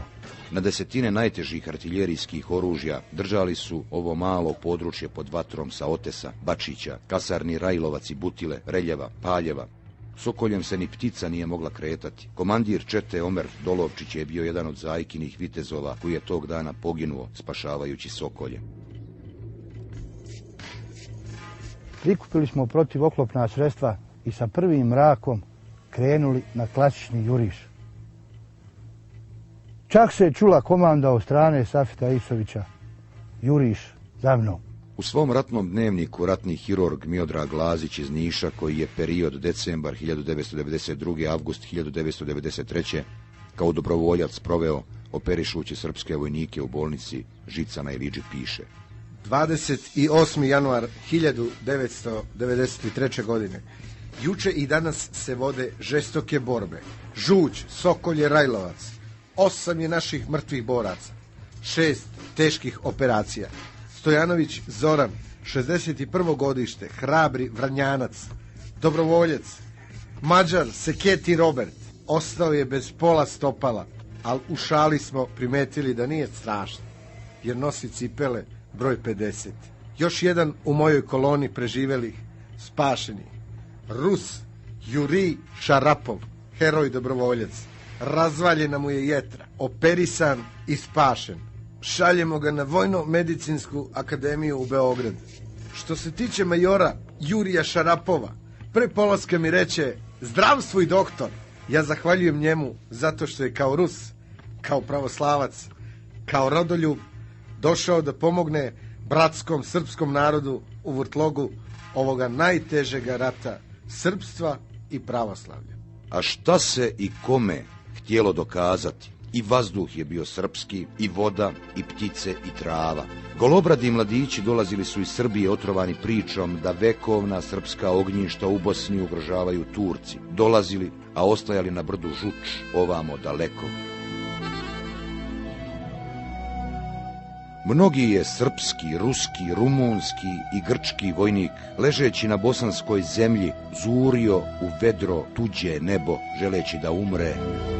Nije mu tada na pamet padalo Radovanovo obećanje da će poslije rata svaki srpski borac za srpstvo dobiti po 10 dunuma zemlje i šume. Dolazili, a ostajali na brdu Žuč, ovamo daleko. Ako je krv duhovna valuta Bosne ponosne, onda je Žuč njena centralna banka. Plaćenici iz Rusije i Rumunije su se čak vadili da će zauzeti Kobilju glavu i da će Kobilja glava biti ruska zemlja u Bosni i Hercegovini. Za vas famozna kvota 850. To je ovo gore, ja? Jeste. Da zima pamti, pričala bi o tom ljutom Megdanu. Pričala bi neispričane priče o gazijama. U čast velikih pobjeda komandante i borce je na Žuči posjetio predsjednik predsjedništva Republike Bosne i Hercegovine Alija Izetbegović. Sa legendarnim komandantima i njihovim herojima Izetbegović je sa Žuči kao na dlanu gledao Vogošću. Snimite radije Vogošću mjesto mene. Snima sam predsjedniče. Vogošću. Predsjednik Izetbegović je bio impresioniran onim što je vidio među ovim sarajevskim gazijama. Poslije posjete herojima na Žuči, predsjednik Alija Izetbegović je rekao: otkrio sam da su pravi junaci, obično mirni i šutljivi ljudi. Na Žuči sam shvatio da velike riječi i velika djela ne idu zajedno. Čini mi se da ćemo, kada sve ovo prođe, zaključiti da su sirotinja, radnici i obični nepoznati mali ljudi spasili Bosnu. Sam bio u Ženevi, rekao sam tad sebi da ću prvo što ću raditi, kad se vratim u Sarajevo, da odem na tu kvotu, da vidim ljude koji su to odradili, da im čestitam, te borce i komandante. 19. je februar nove 1993. godine. Poginuo je Aga Munja sa Žuči, zamjenik komandanta Pofaličkog bataljona. Trebalo je da to bude njegova nova velika bitka, i bila je, ali Agu je našla njegova granata. Kada je zauvijek napustio Žuč, imao je samo 25 godina. Vrlo malo se znalo o njemu privatno, osim da je bio iz okoline Rogatice. Koliko te, Bosno, volim, ne umijem to da kažem. Pogriješit ću, pa se bojim samog sebe da ne slažem. Previše te, Bosno, volim, to je razlog mojoj muci. Lakše mi je da se borim za te s puškom ja u ruci. I tad sam se ja prosto zaljubio u tu Žuč. I meni, kad su ove borbe bile, prvo mi nije bilo jasno kako su mogli uzeti. Odozdo uzeli tako moćne linije srpske, koju je Talijan nazvao bar Lev linija, koja, dakle, uzeli smo bar, a to je bila čuvena izraelska linija prema Arapima u onom ratu Sinajskom. Ja sam ih doživio zaista kao vanzemaljci, da tako kažem. Nestvarno pravno. 18. marta 1993. godine izvršen je novi napad na Sokolje. U prvi mah srpske specijalne jedinice uspjele su ući u naselje. Heroji Safeta Zajke su još jednom pokazali da su kurs neustrašivosti, koji su položili u mnogim bitkama prije ove, savladali na najbolji mogući način. Dnevnik velikih sarajevskih pobjeda dobio je novu zlatnu stranicu. 18.3. u 2 sata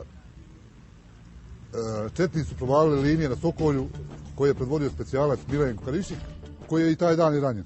U akciju vraćanja izgubljenih položaja krenulo se u 23 sata i 30 minuta. Najveći otpor Karišikovih specijalaca je pružen kod famozne Crvene kuće. Tek u 3. jurišu naši borci uspijevaju istjerati neprijatelja.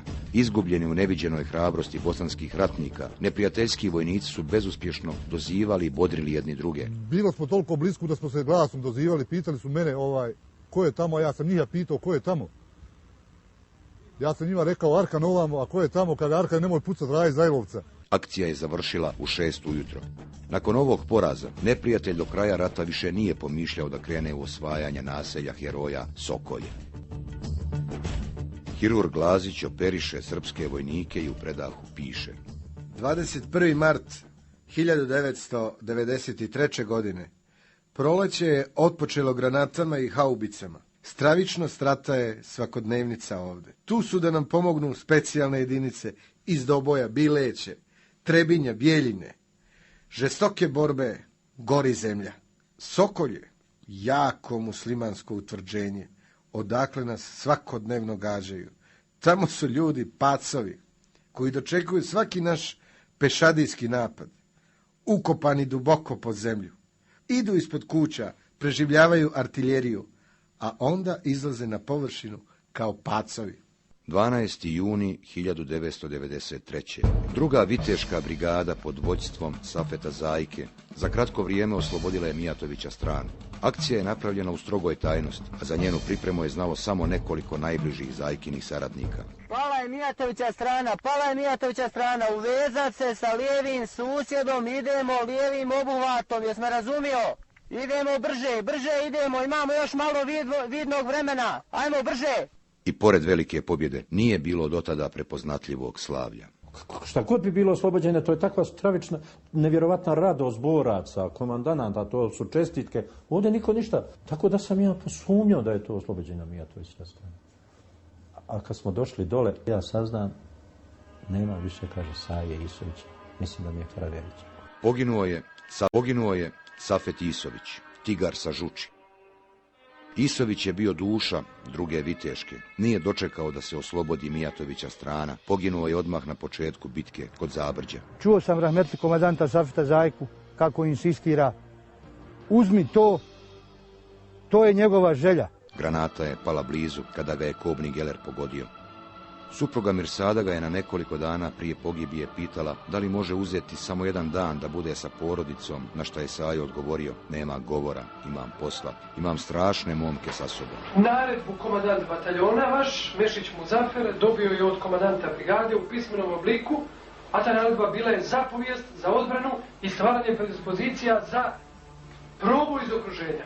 Rođen je u Sandžaku, u Obrovu kod Bijelog polja 1966. godine.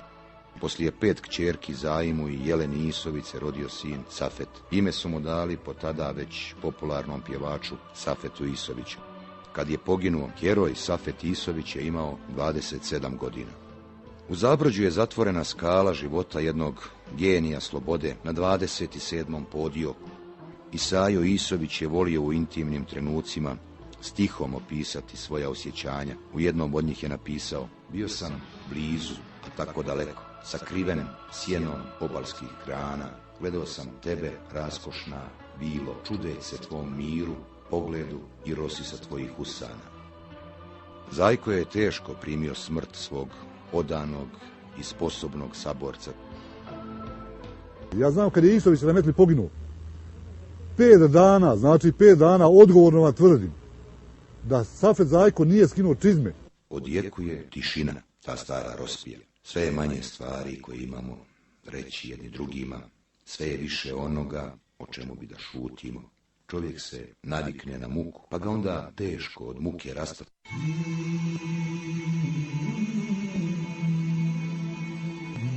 ...17. juni 1993. godine, da Bog da, izgorio u svim kalendarima svijeta. 5 dana nakon pogibije svog odanog saradnika Safeta Isovića, na Mijatovića strani gine Safet Zajko. Čast je i poginuti, mada je to nešto teško, ali za ovakvu stvar može da se žrtvuje i život. Izjavio je Zajko novinaru Šefki Hodžiću prilikom jednog intervjua na Žuči. Išao je na izviđanje zajedno sa Asimom Džambasovićem, Ibrom Derviševićem i Alijom Ismetom. Namalo prije tog kobnog rova na Mijatovića strani sa svojim saradnicima se odmorio kod jedne napuštene kuće gdje su se osvježili tek prispjelim jagodama. Kad god vidim jagode, sjetim se Zajka. Svi smo bili veseli što smo ih našli i najeli se dobro jagoda na napuštenom imanju. Zajko je sa pomenutim oficirima došao do najustirenijeg rova na Mijatovića strani, koji je 5 dana ranije oslobođen. Kad smo došli na taj zadnji rov, odmah nam je vojnik rekao nemojte puno se zadržavati na vidnom polju, ovdje gađa, non-stop gađaju sa kose dole.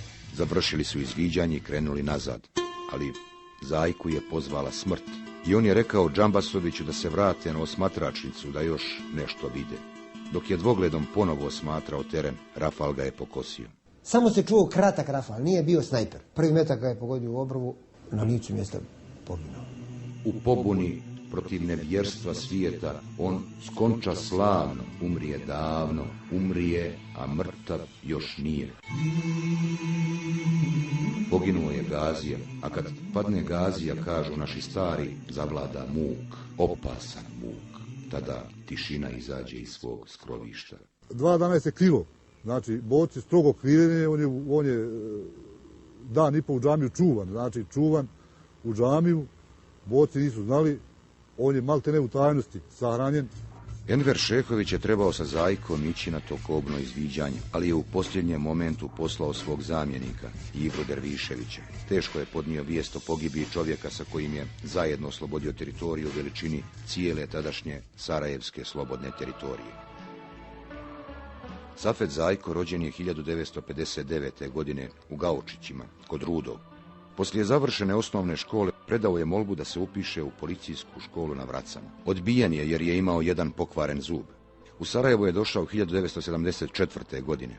Kada je jednom od boraca na Sokolju izgorjela kuća, vidjevši ga kako bespomoćno plače držeći djecu u naručju, Zajko ga je primio kod sebe u porodičnoj kući u Buljakovom potoku. Čija je ovo kuća?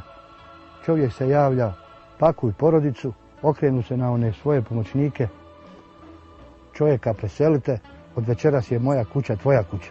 Zajki su četnici 28. jula 1992. godine u istom danu ubili 3 brata. U rodnom selu Gaučić kod Rudog ubijeni su Halil, 26 godina, i Sulejman, 19 godina.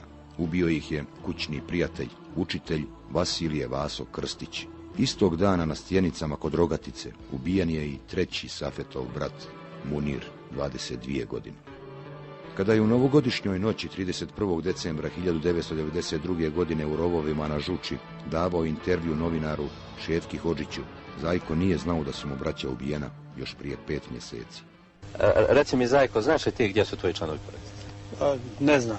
Znam, jedan brat se nalazi na Sokolju, jedan se nalazi gore na brdu Mojmilo, 2 su ostala u Rudom, jedan je zarobljen negdje u Rogaci, znači sad nadam se da smo svi živi i zdravi. Safet je bio 4. sin Salke i Dude Zajko, koji je poginuo u ovom ratu. Protiv zla biti borac, to je bila njegova životna uloga. Bosanski musliman, većinom je visoka uzrasta, širokih plečiju i jakih mišića. On je ponosan kao i zemlja u kojoj se je rodio i uzgojio, a ponos mu najbolje odaje junački hod, bistar pogled i visoko čelo. Napisao je još davne 1890. godine o Bošnjacima Hrvat Antun Hangi. Safet Zajko je prototip Hangijevog poimanja Bošnjaka. Ratko Mladić je krajem juna direktno izdao naredbu. Žuč konačno mora pasti. U svom štabu u Han Pijesku sastao se sa lokalnim komandantima i komandantom Sarajevsko-romanijskog korpusa Stanislavom Galićem. Za ovu ofanzivu, koja će trajati mjesec dana i po intenzitetu biti najjača tokom opsade Sarajeva, Mladić je angažovao 3 brigade Vojske Republike Srpske, specijalne jedinice MUP-a, basketove četnike iz Ilijaša, 1 jedinicu dobrovoljaca Rusa, diverzantske jedinice sa Sokoca, Pala i Han Pijeska. Nad Sarajevom Sarajevom sviće sudnja zora, s Turcima se ratovati mora, ratovati, a ne suze liti, Sarajevo mora srco biti. Muslimani bolje da vas nema, sve će srco na Sarajeva sprema. General Mladić je lično veći dio jula proveo na Sarajevskom ratištu, a izravno je sa Nahorevskih brda i Motke komandovao ofanzivom na Golo brdo. Ofanziva je krenula u noći između 2. i 3. jula. Prilikom ovog napada, četnici su zauzeli uzvišenje Glavica i tako skoro u okruženje doveli naše borce na saobraćajnom fakultetu. U ovakvoj situaciji bilo je pitanje sata kada će neprijatelj osvojiti saobraćajni fakultet, jer pomoć borcima koji su ga branili nije bila moguća. Znali smo da naši heroji koji se nalazili tu fakultet, taj potok, neće moći dugo izdržati i mi smo došli do jednog zaključka da se to mora ili vratiti na početni položaj ili da se povučemo na Menjake. U ovim borbama poginuo je komandir čete sa Ugorskog, Sakib Žero, što je itekako poljuljalo moral naših boraca. Kao i u mnogim situacijama ranije, savršeni vođa koji se stavio na vođstvo odbrane bio Izet Delić Izo. Izo je ličnim primjerom uspio odbraniti saobraćajni fakultet i sa svojim herojima spasiti pada naselje Ugorsko. Na kompletnoj liniji od Mujkića brda do Plive, odnosno iza servisa ovdje kod fakulteta, branilo je 17 boraca, pretežno iz Ugorskog. Znači 4 dana u potpunom okruženju, bez hrane, bez municije. Jednu rafalnu! Miješam! Hoću rafalnu! Čekaj da ti damo! Vamo, gledaj!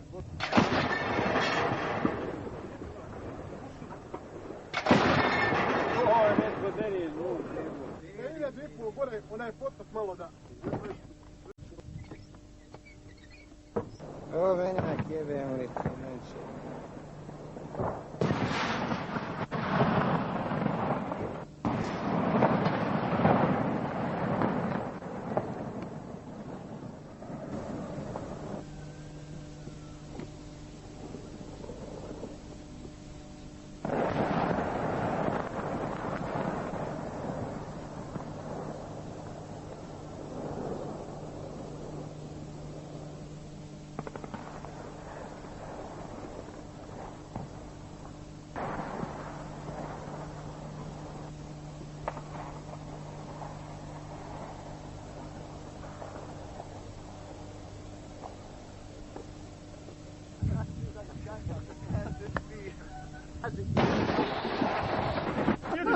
A ljubite se jebo. Položaji na Glavici i Šabanovoj kući morali su biti vraćeni. Diverzanti Mirsada Bekrića Piceta i Refika Kobigaka Gagija briljantnom akcijom 9. jula bešumno uspijevaju doći do neprijateljskih rovova i onda na juriš vratiti naše izgubljene položaje. Saobraćajni fakultet u Vogošći je deblokiran. Prva faza ofanzive od 2. do 10. jula bila je slomljena. Stoga je Mladić odlučio da druga faza ofanzive, koja je počela 22. jula, bude najžešća do tada izvedena na Sarajevskom ratištu. Neprijatelj je oštricu napada usmjerio na Golo brdo. Od 23. do 29. jula 1993. na ovom dijelu se desio bosanski Gazimesta.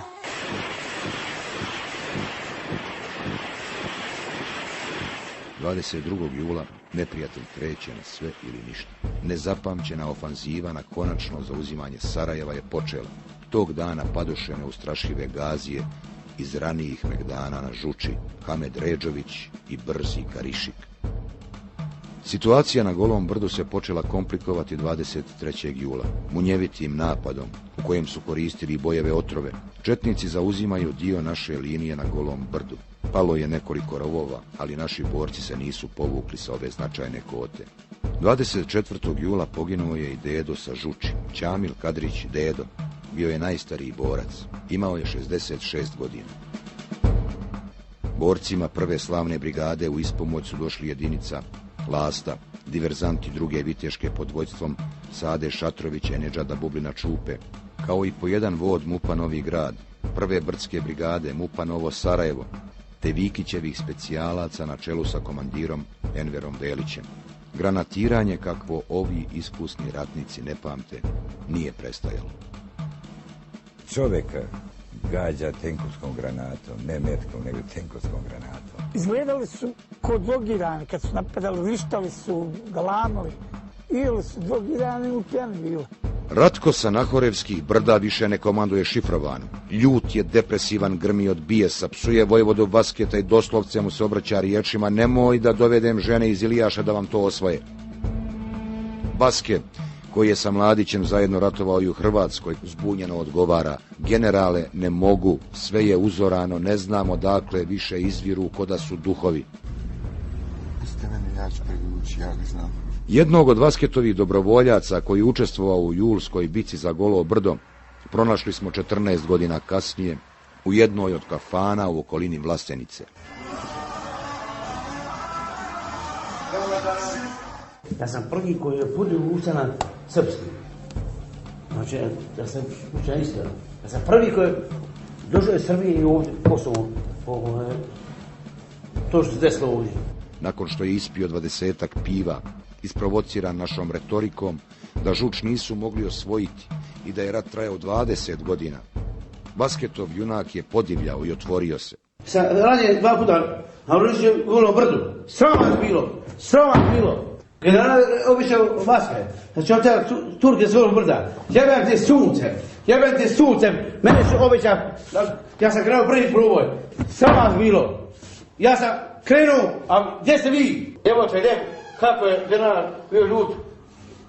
Konto sam da će biti svi streljani. 26. juli u komandi 1. bataljona 1. slavne brigade napravljen je plan kako da se vrate naši izgubljeni položaji na vrhu Golog brda.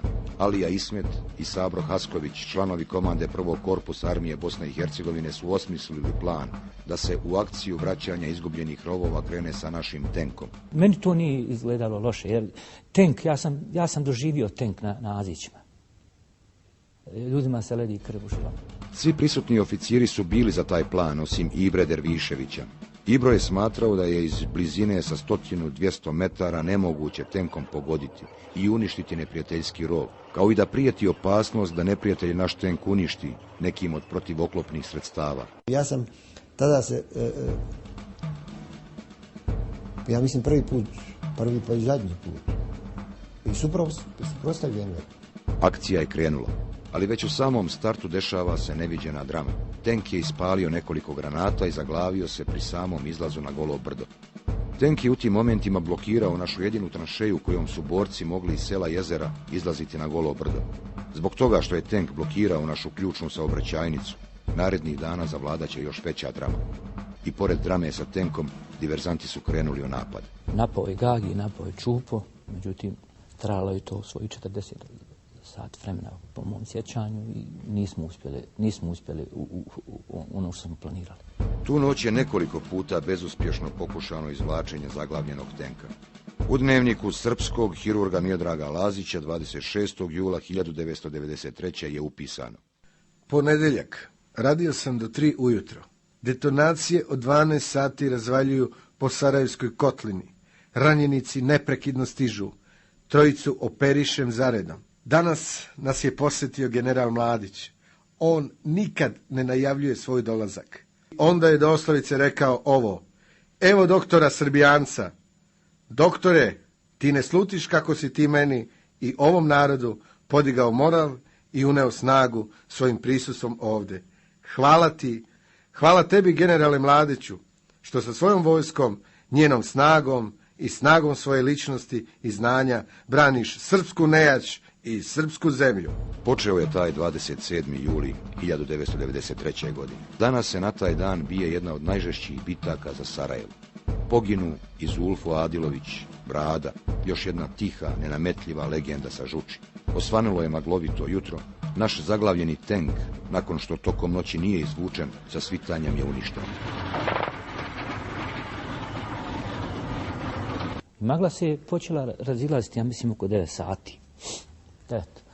I onda je krenulo. Od detonacija podrhtava Dunjalu. Sve gori. UNPROFOR je u izvještaju za 27. juli 1993. godine objavio da je taj dan na Žuč palo 27.000 granata najvećih kalibara. 14 godina kasnije utvrdit će se da je takozvana vakumska bomba, najjače nenuklearno oružje na svijetu teško 700 kg, po prvi put od strane srpske vojske isprobano baš tog 27. jula 1993. godine na Žuči. U situaciji kad vlada opšti haos, kad granate padaju svakih 5 metara, Refik Kobiljak Gagi i Mirsad Bekrić Pice odlučuju da hrabro preko čistine, gdje su im šanse da prežive minimalne, krenu u ispomoć Vikićevim momcima koji satima dramatično traže municije i vode. Na 100 metara ispod zaglavljenog tenka Pica je ranjen, a Velešićki Đerzelez Refik Kobiljak Gagi poginuo ne uspijevajući da izvrše svoju najplemenitiju misiju pomoći odsječenim specijalcima. Borci su postali roboti, malo se ko više iskriva od granata, a drama doživljava svoj vrhunac. Četnici kreću u ključni pješadijski napad. U jednom trenutku smo čuli na vezi da neprijateljske snage prodiru preko kote 830 i idu sa zastavom prema koti 850. Na prijemu diskreci!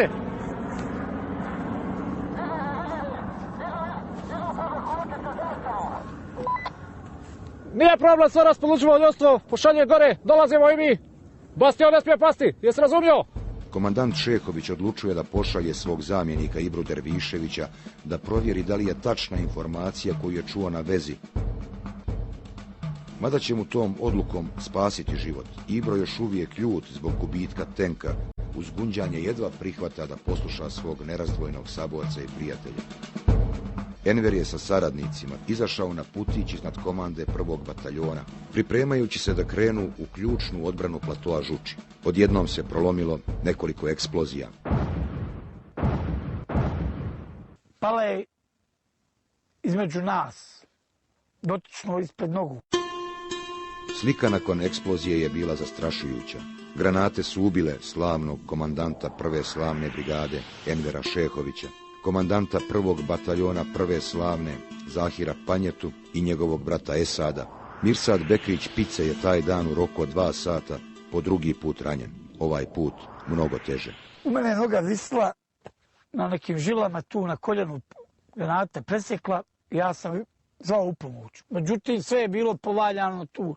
Vikao sam Envere, kad sam pogledao, vidim na onom pučiljku nema Envera. A na 2 metra i kad sam se okrenuo iza mene, Zahir leži naslonjen na jedan stup, polubočno okrenuta, a brat mu Cera leži na prsima, kao da se zaspali.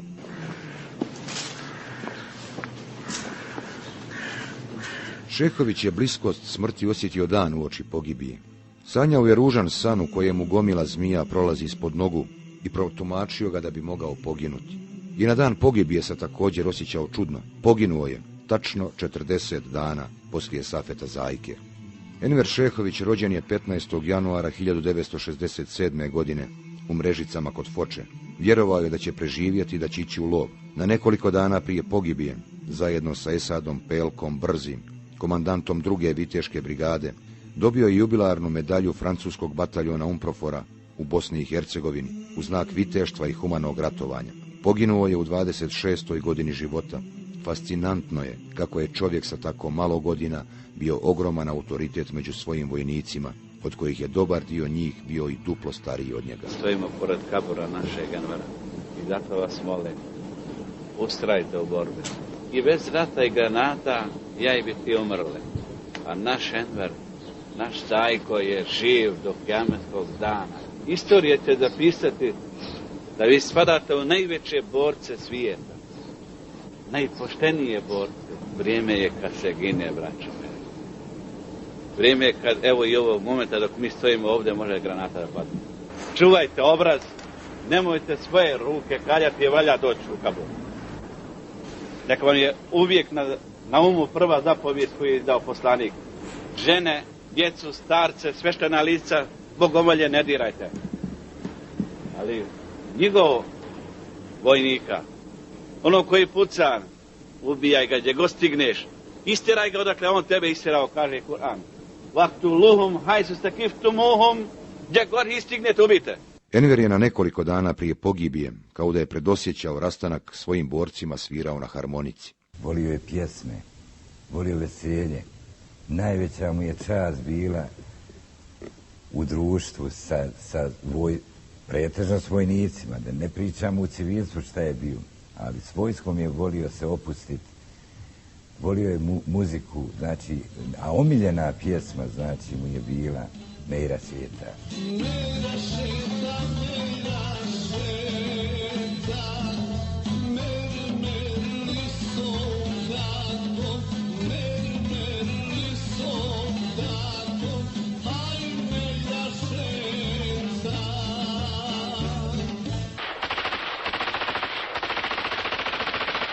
Nekoliko sati nakon pogibija Envera Šehovića i Zahira Panjete, naši borci su nad herojskom borbom zaustavili neprijateljsku pješadiju. 2 dana kasnije u potpunosti je slomljena najveća srpska ofanziva na Sarajevo, koja je trajala skoro mjesec dana. Nakon ove ofanzive, četnicima više nije padalo na um da krenu u osvajanje Žuči.